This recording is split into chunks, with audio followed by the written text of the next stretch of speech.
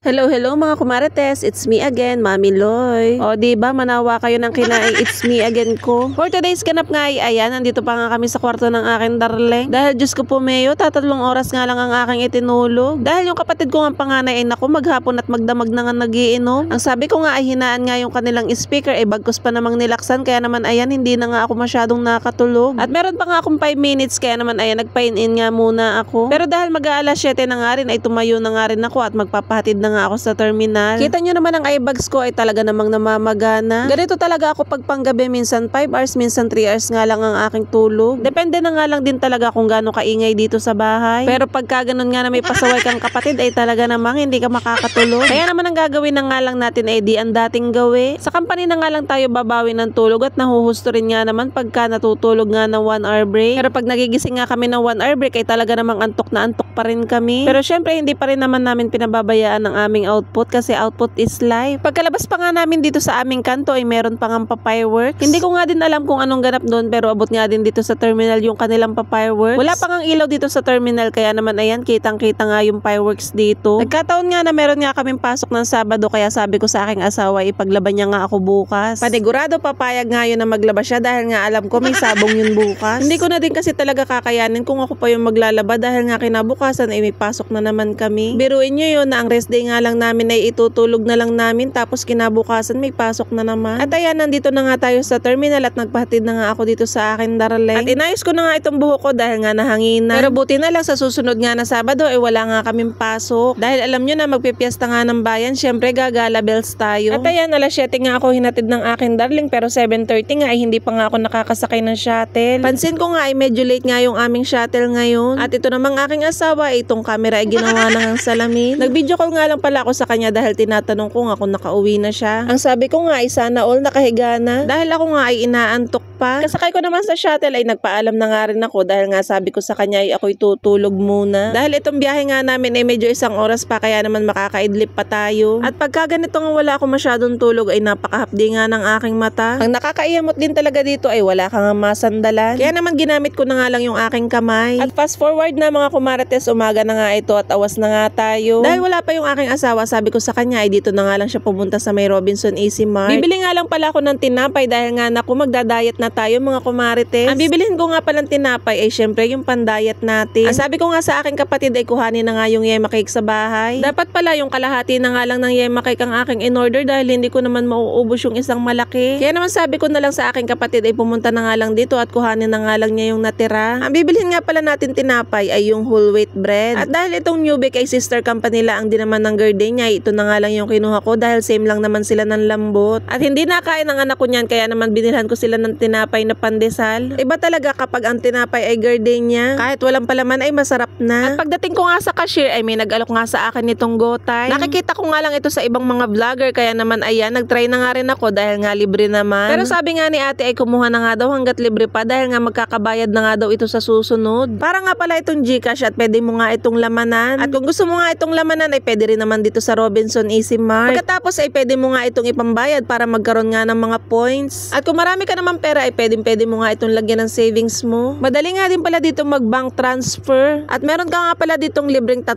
bank transfer. Ibig sabihin lang nun ay walang bayad kapag magta-transfer ka. Pero syempre 3 beses nga lang yun. O siya, magagamit na natin ito kapag sumahod na tayo kay Facebook. Char. At tinanong ko nga kung meron nga pala itong expiration ay meron nga itong expiration. 5 years nga pala ang itatagal nito. At pagka na-expire ay pwede ka naman ulit mag-reprint. At fast forward naman, ayan, pagka uwi ko nga sa bahay ay binigyan nga ako ni kuya nitong sitaw. Ang gaganda nga ng sitaw nila ngayon at ito nga ay bagong ani dun sa halamanan. Ang bala ko nga pala ngayon dito ay i-adobo ko na lang tapos lalagyan ko na lang ng karne. At ayan, hindi pa nga tayo nag-aalmusal niyan kaya naman ayan, mag-uumpisa na naman tayo ng lokohan, char. Syempre ano ba kayo, hindi na kayo nasanay sa akin, lokohan lang to, no? Iinom nga pala muna ako ng Beauty White habang hindi pa ako nag-aalmusal. O diba, sekreto ko yan kahit mataba tayo, makinis naman, charis. Magpapapayat nga lang tayo ng very light. Very light lang talaga dahil naku, hindi natin masasabi ang tukso. tayo. At ayan, lumabas nga muna ako at dito nga ako nagluto sa labas. Dahil isa lang yung extension namin ginagamit nga ng aking asawa sa paglalaba. Nagluluto nga pala ako nitong pansit canton at ito daw ang gustong almusal ng aking anak. O wag naman kayong mga kumarites dahil nga bihira lang naman kaming kumain ng pansit canton pag naibigan lang. Dahil lagi na nga lang utang sa tindahan kaya naman lumalaki nga ang aking utang. Kaya naman ang ginagawa ko nga gino-grocery ko na lang para lumiit-liit naman yung ating utang. At inilabas ko na nga itong pandesal at lalagyan ko na nga lang ng palaman na cheese. Ito pa nga pala yung melted cheese no natira no nakaraang bagong taon. Kaya naman ayan gagawin na nga lang natin palaman at minicrowave ko nga lang ng kaunti. Masarap nga ito mga kumarites pag ima-microwave mo ng kaunti dahil nagme-melt yung cheese sa loob. At ayan for the laban naman itong aking asawa ngayon. O diba na utusan ko naman. Huwag kang mag-alala darling dahil nga sa mga susunod na buwan ay naku magkaka-automatic na washing na tayo. Char! Minamanifest ko na nga din talaga yan at talaga namang gustong gusto ko na talagang makabili. Pero syempre ipon muna. O siya hanggang dito na lang mga kumarites. Thank you for watching. Till next video. Bye!